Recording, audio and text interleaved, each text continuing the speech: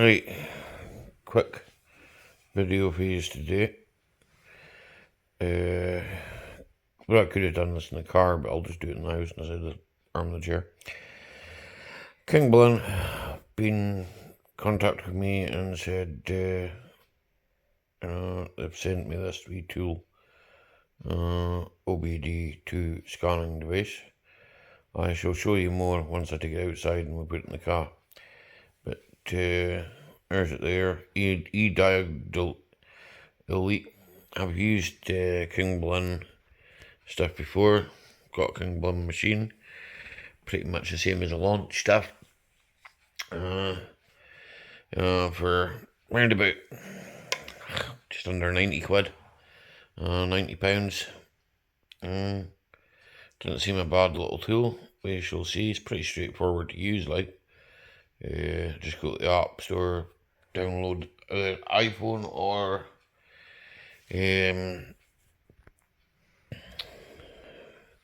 Android. You just install it, scan the QR code there, boom, download the ones you need and put it on, and I shall plug it in the forward and I'll give you a wee scan on the forward. Pretty straightforward, to be honest with you. Like, I think my wife even knows how to install this, so it's not that hard to do. I mean, it probably is not going to be as in depth as some of the tools that I use, but we'll wait and see. So I'll show you in the next part. Get into the lotus position to find the OBD2 port in this thing, which, there we go, makes a nice wee beep noise, so it reminds you that it's in there. This thing's running, which doesn't really make any difference, to be honest with you.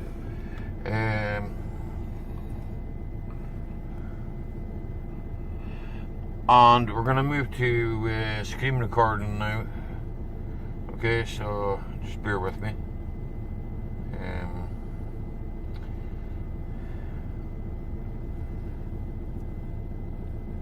Switch that one off. So now we're on screen record. Wait a minute, you told me this. We're on screen record now. On the screen, right? So we shall go through this, scanning the VIN number.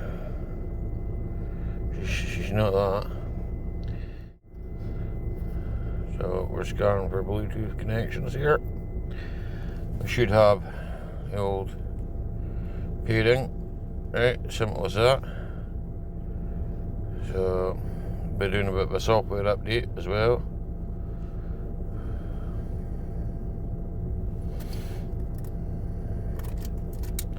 Bit annoying, but hey ho.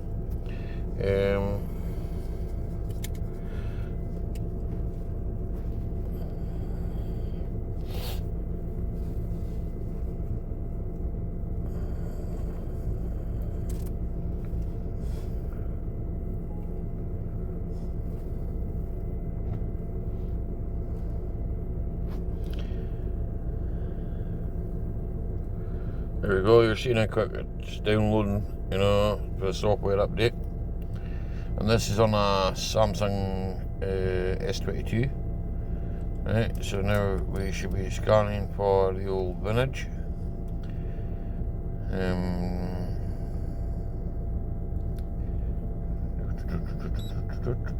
Beeping, so it's obviously doing something.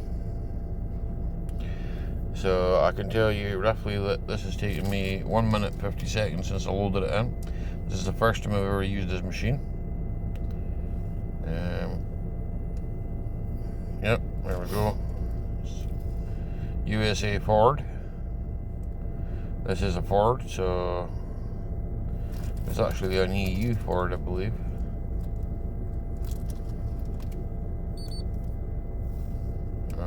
We're diagnosing. There may be some fault codes in this thing actually. The battery went flat in it a couple of times, so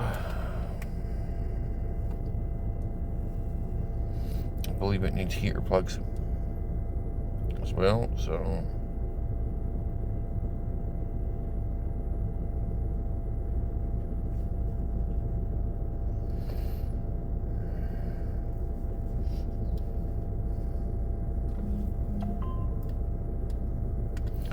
So we're just doing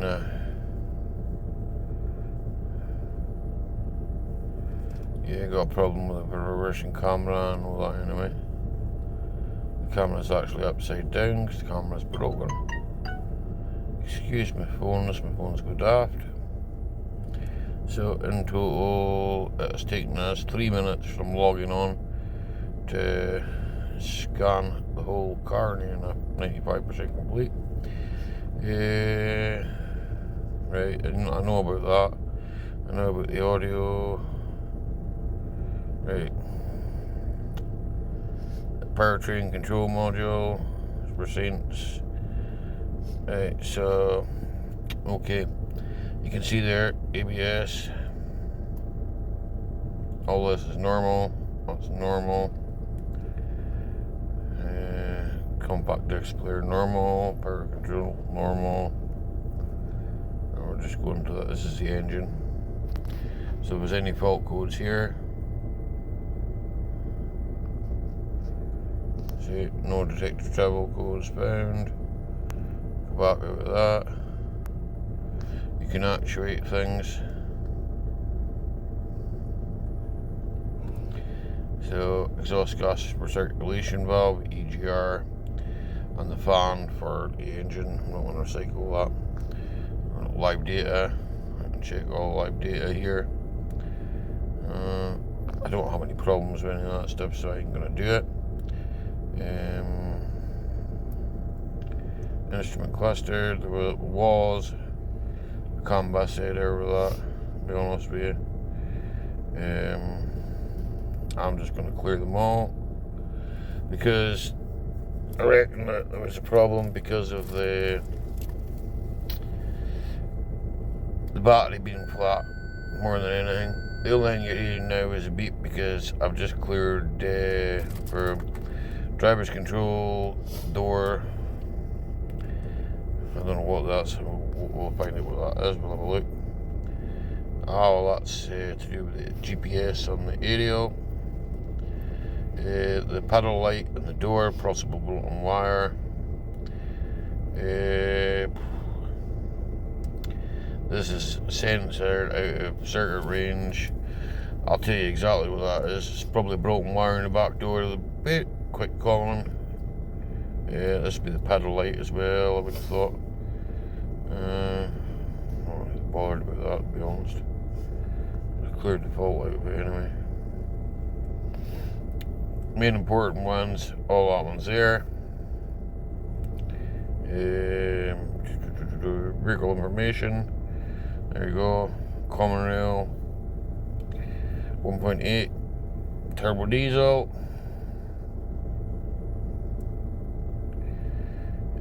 Yep, we're gonna end that. Right. Obviously, I can record all this stuff here. Obviously I didn't, so right. And that's just taking you back into that again. Done that before, don't need that.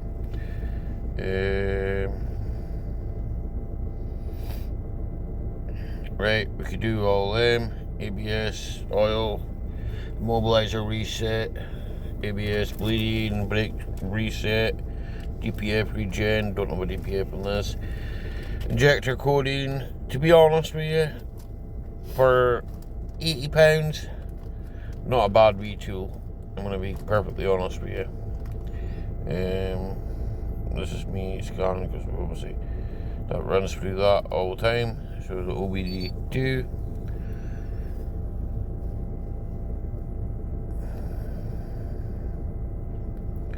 In all honesty, I think it's quite a good little tool for the money. Certainly quite in depth, you know. It's told me a few things there that I didn't know. There you go, this is just basic. Engine management light off, mill light status off. That's just me saying engine management light, management illumination light. DTCs, none in the CCU. Be honest with you, it says ignition spark, it's not, it's diesel. So, and there's your live data. All that there. Anyway, would I say to buy this machine? I would say yeah. That's just probably worth 80 quid. Just having the. So yeah, this is your thing there. Ediag diagnostics tool, Kingbolen. Yeah, I've just done on a Ford C-Max, 2009, quite an old one, but I'm going to be honest with you. I mean, it did everything, comes in a nice wee handy case, did everything I wanted to do, sort of thing. If you're going to look at a car or something, I suppose it'd be handy, like, you're going to buy a car and you just want to scan something, it'd be handy just to chuck it in,